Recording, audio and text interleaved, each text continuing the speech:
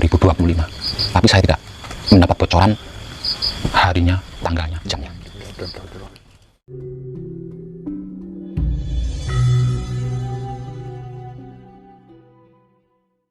Satrio Paningit dengan Sabdo Palon itu memiliki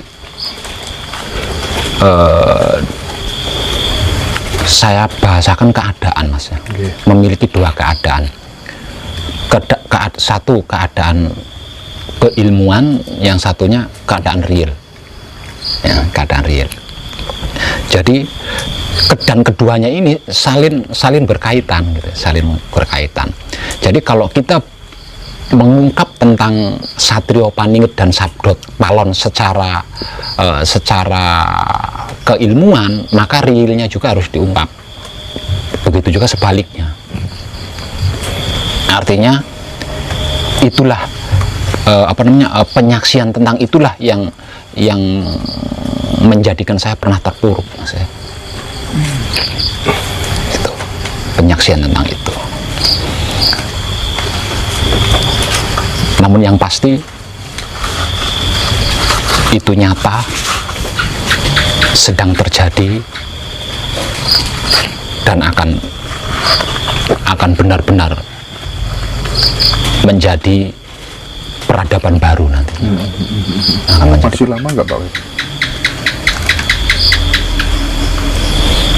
Kalau prosesnya kan sudah terjadi, Mas. Prosesnya sudah terjadi, dan benar-benar kejadiannya itu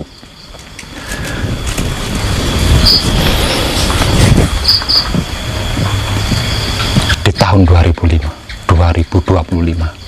Tapi saya tidak mendapat bocoran harinya, tanggalnya, jamnya. Oke. Apa yang perlu kita siapkan, Pak? Tetap menjaga kebersihan Baitul Makmur, Baitul Muharram, dan Baitul Muqaddas. Tidak ada cara lain. Karena apa? Karena dia sedang menuntut singgasana pribadinya. Oke. Kemudian terkait dengan jaminan selamat hingga 7 turunan sempurna, itu maksudnya bagaimana, Pak?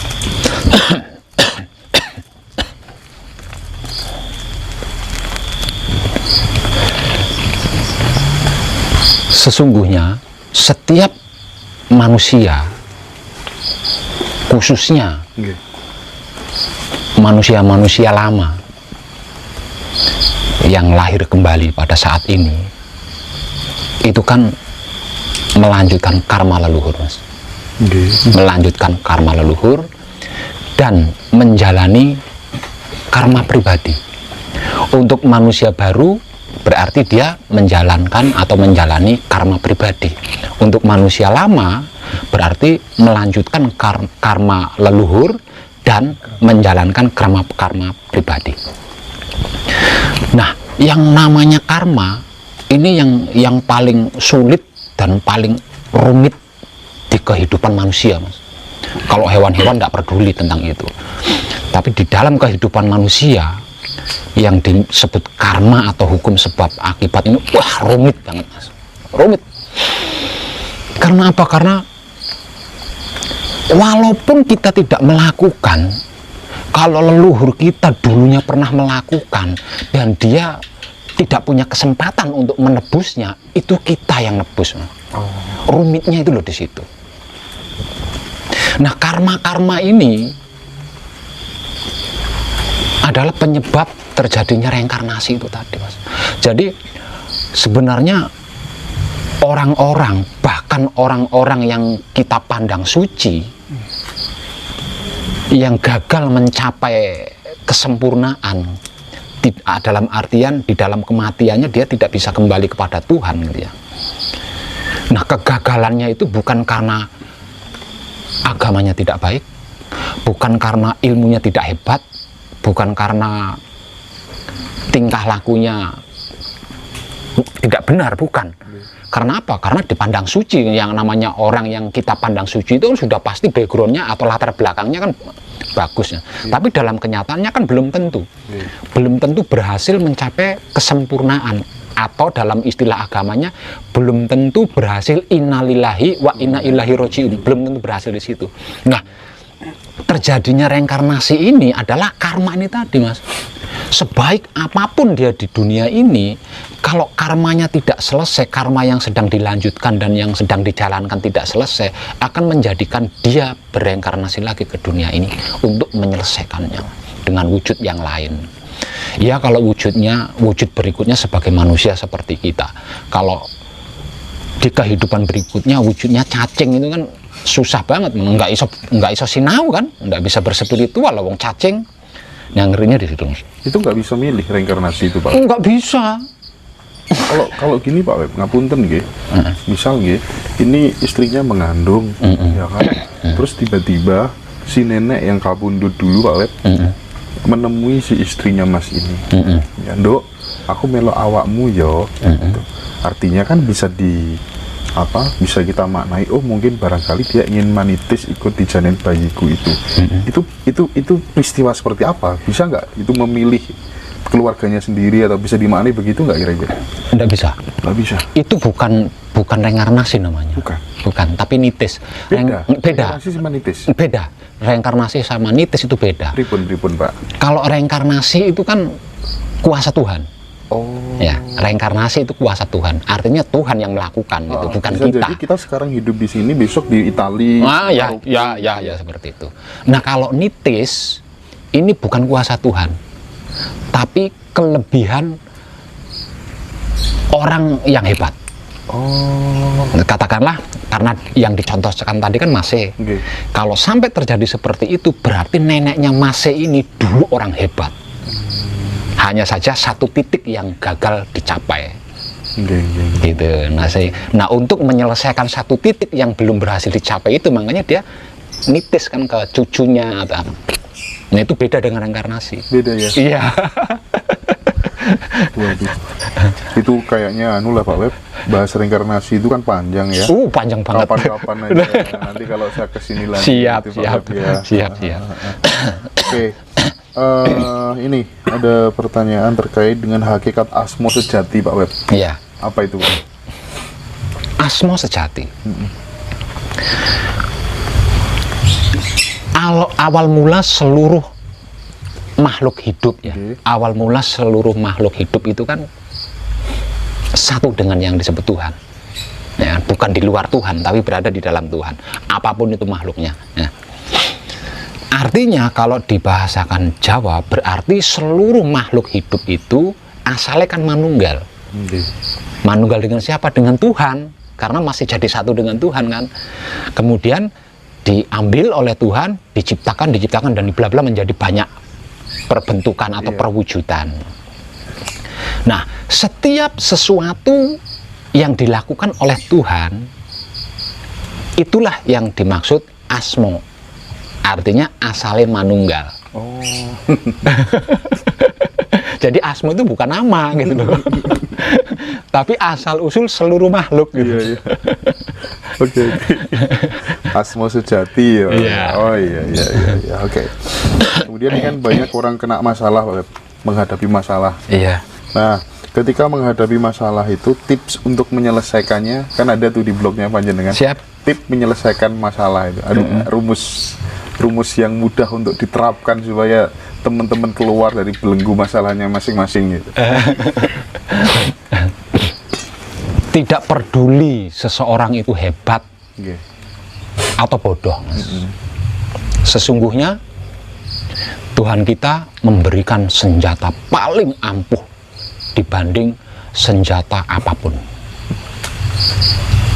Ini tidak peduli loh, latar belakangnya seperti apa enggak peduli. Semua makhluk diberi senjata ampuh oleh Tuhan untuk bisa berhubungan langsung dengan Tuhan. Apakah senjata itu? Air mata, Mas. Air mata.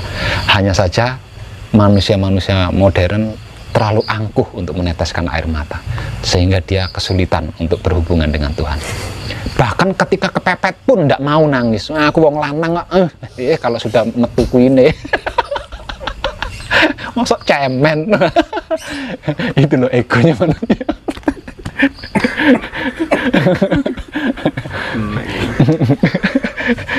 Bedal itu senjata paling ampuh loh, Mas. Saya sewaktu saya masih belajar di dalam agama ya, Mas. Saya pernah mendapatkan sebuah hadis, bahkan bisa dikatakan itu ayat ya, ayat dari sebuah kitab yang menyatakan seperti ini. Suatu ketika Tuhan marah dikarenakan carut marutnya dunia. Lah, makhluk yang paling dikasihi oleh Tuhan kan Jibril. Ini istilah agama loh, Mas ya. Ini istilah agama. Nah, makhluk yang paling dikasihi oleh Tuhan kan Jibril. Nah, ketika Tuhan marah menyaksikan carut marutnya dunia, karena yang dikasihi Jibril, akhirnya yang dipanggil itu Jibril. Kemudian hadis itu menyatakan Tuhan berteriak. Tapi kalau kita masukkan ke dalam spiritual ya lucu ya. Tapi ini ada hikmah yang bisa kita ambil di sini gitu. Nah, Tuhan marah. Nah, ketika Tuhan marah itu Tuhan berteriak memanggil Jibril. Jibril, cepat sini. Akhirnya si Jibril ini tergopoh-gopoh mendatangi Tuhan. Ketika Jibril sampai di hadapan Tuhan, kemudian Tuhan berseru, "Aku marah, Jibril. Aku marah." Loh, kok Tuhan bisa marah? Tadi pemaknaan daripada hadis itu seperti itu kurang lebihnya. Loh, kok Tuhan marah? Bagaimana aku tidak marah? Aku ciptakan dunia seisinya ini seindah mungkin. Tapi orang-orang itu menghancurkannya, mencarut marutnya. Aku hancurkan dunia ini. Itu seruan dari Tuhan. Nah, terus Jibril itu ngomongnya kayak Dono Kasino Indro. Ya Tuhan, dunia ini seisinya milikmu. Yang menciptakan juga Engkau. Kalau Engkau hendak menghancurkan dunia, halo monggo, silahkan. Jawabannya kan jawaban pelawak toh. Itu si Jibrilnya itu ya nyeleneh. Tapi saya dapat hikmah yang luar biasa di situ. Gimana, Pak? Nah, setelah dipersilahkan oleh Jibril, kemudian Tuhan berkata lagi, tapi aku tidak sampai hati, Jibril. Nah, dibahas lah, Tuhan kok punya hati gitu ya. Tapi dialektikanya seperti itu. Ya, gitu. Tapi aku tidak sampai hati ya, Jibril. Loh, kok Tuhan sampai tidak sampai hati itu? Apa yang bisa menyebabkan Tuhan tidak sampai hati? Jauh di bawah sana, Jibril, ada seorang hamba yang bersimpuh di hadapanku dengan linangan air mata. Artinya satu tetesan linangan air mata menyelamatkan dunia, Mas. Tak peduli agamanya. Enggak peduli. Enggak peduli. Pak Bet, ini pertanyaan terakhir, Pak Bet. Sebenarnya masih banyak, cuman nanti kayaknya supaya kita juga fresh, fit, kayaknya di season 2 saya kesini lagi deh. Boleh. Mohon izin, Pak. Siap. Oke, ini penting sekali. Pengen tahu bagaimana sih Patrap Semedi versinya Pak Web itu seperti apa yang bisa diterapkan saudara-saudara kita yang membutuhkan, Pak Web. Gimana? Iya. Arahannya? Kalau patrapnya bersama yang saya gunakan itu patrap asli, Mas ya. Kenapa saya katakan asli? Karena sesungguhnya patrap ini terjadi ketika kita masih dalam kandungan. Gitu. Ketika kita masih dalam kandungan, nah sikon kita itu seperti patrap yang metodenya saya gunakan. Seperti halnya patrap kunci seperti ini, patrap paweling seperti ini, patrap micil seperti ini, patrap singkir seperti ini. Itu semua patrap itu pernah dilakukan ketika kita masih dalam kandungan. Gitu. Itu bisa dideteksi dengan alat kayak. Nah, itu patrapnya. Kalau ingin tahu secara khusus ya mungkin barangkali bisa berhadapan langsung ya. Ya, bisa apa namanya belajar bareng Mas. Karena apa? Karena di sini nggak ada guru murid gitu ya. Sungguh tidak ada guru murid. Bagi siapapun yang belajar bersama saya di sini, saya adalah teman seperjalanan, bukan guru, bukan pembimbing, teman seperjalanan. Iya, ini mungkin bahasa orang ateis, Pak. Iya. Menjadi Tuhan untuk membunuh Tuhan. Gimana itu? Menarik gitu, Pak. Ya.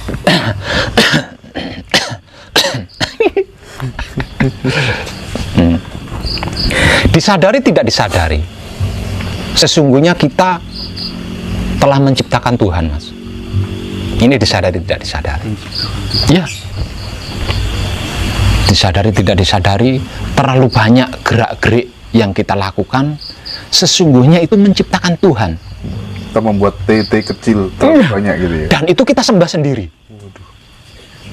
Kita puja sendiri. Nah, Tuhan seperti ini harus kita bunuh. Lah, untuk bisa membunuh Tuhan kan kita harus jadi Tuhan. Kenapa? Kita ngambil spiritual dalam agama.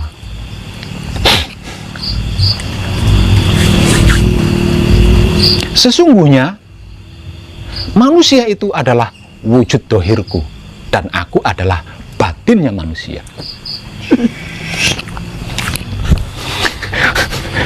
Ya.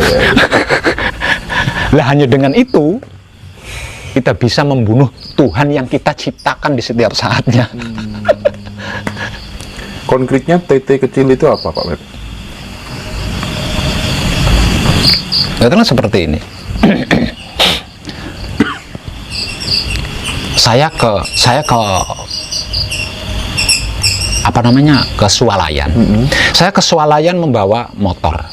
Setelah sampai di Swalayan, saya memarkir motor di depan Swalayan. Kemudian, ya Tuhan, tolong jagain apa motor saya ya. Nah, ini TT seperti ini yang harus kita bunuh. Karena Tuhan bukan sapam. Betul. Tuhan yang sesungguhnya itu bukan sapam.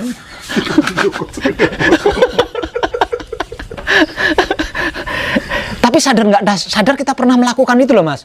Ayo jujur. Iya. Bolak-balik. Nah, itu. Tiap saat kayaknya. Nah itu harus dibunuh itu. Gini, pacaran Tuhan lindungi aku biar nggak ketangkep Satpol PP. Lah, itu juga termasuk. Oke.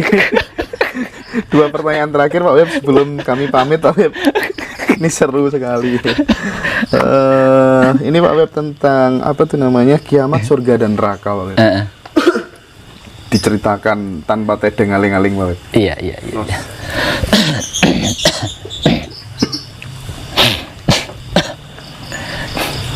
Sesungguhnya kiamat surga neraka itu ada, Mas. Tapi hanya berlaku untuk orang-orang yang belum menyaksikan Tuhan. Untuk orang-orang yang belum pernah menyaksikan Tuhan. Ngerti araya aku ning ndi mawon. Ya sudah. Ya wis, lek ngono cukup wis. Siap. Iya. Cukup.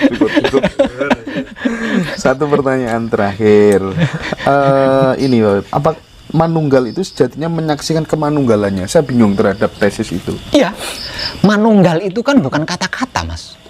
Manunggal itu kan bukan ucapan. Barang siapa yang merasa dirinya manunggal, berarti kan harus menyaksikan kemanunggalannya. Nah, kalau belum menyaksikan kemanunggalannya, nggak bisa disebut manunggal, Mas. Nggak bisa disebut manunggal. Lah, untuk bisa menyaksikan kemanunggalannya, ya harus menjalani pengkajian mati sebelum mati. Kalau tidak begitu, bagaimana bisa menyaksikan? Artinya untuk bisa menyaksikan diri kita sendiri secara spiritual kan harus ada yang keluar dari diri kita untuk menyaksikan diri ini. Kalau tidak ada sesuatu yang keluar dari diri kita, bagaimana mungkin kita bisa menyaksikan diri kita? Kecuali bercermin baru bisa.